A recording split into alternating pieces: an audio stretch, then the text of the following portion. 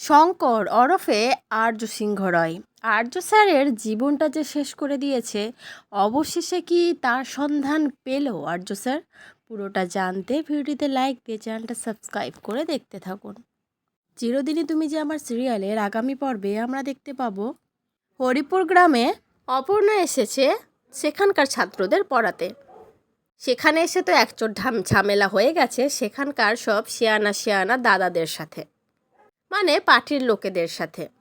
কিন্তু অপর্ণা তো মনে মনে ঠিক করেই রেখেছে যে সে সেখানকার ছাত্রদের পড়াবে, সে যেমন করেই হোক না কেন। অপর্ণা রাস্তাতে দাঁড়িয়ে থাকলে কিছু ছাত্র তার দিকে ছুটে আসে। তারপরে একজন গার্জেন এসে জিজ্ঞেস করে, কি ম্যাডাম আজকে পড়াবেন না? পাশে দাঁড়ানো সেই ভোটের যে ছেলেটা ছিল, যে অপর্ণাকে অনেক কথা শুনিয়েছিল, সে বলতে থাকে, আচ্ছা এই দিদিমণিটা যদি না থাকে, এই মেয়েটা যদি না থাকে স্কুলে, তাহলে কি হবে? এই বলে হাসতে থাকে। মানে অপর্ণাকে নিয়ে সবাই কৌতূহলী হয়ে ওঠে, মানে সবাই মজা ঠাট্টা ইয়ার্কি বিদ্রুপ করতে থাকে যে অপর্ণার মতো মেয়ে এখানে টিকতেই পারবে না, আমরা টিকতেই দেবো না, এরকম একটা ভাব।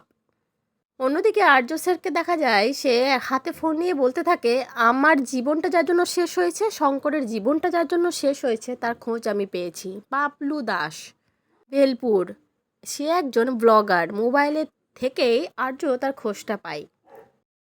অবশেষে কিন্তু আর্য তার শঙ্করের জীবনে যেসব কিছু হারিয়েছিল, যাদের জন্য হারিয়েছিল, তাদের খোঁজগুলো কিন্তু পেতে শুরু করছে। তা সেই মানুষগুলোকে কিন্তু খুঁজে পেতে শুরু করেছে।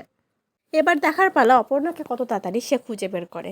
তো আজকের পর্বটা কেমন লাগলো অবশ্যই কমেন্ট করে জানিও। পরবর্তী আপডেট নিয়ে তাড়াতাড়ি আসছি, সঙ্গে থেকেও সাথে থেকেও চ্যানেলটা সাবস্ক্রাইব করে দিও। ধন্যবাদ।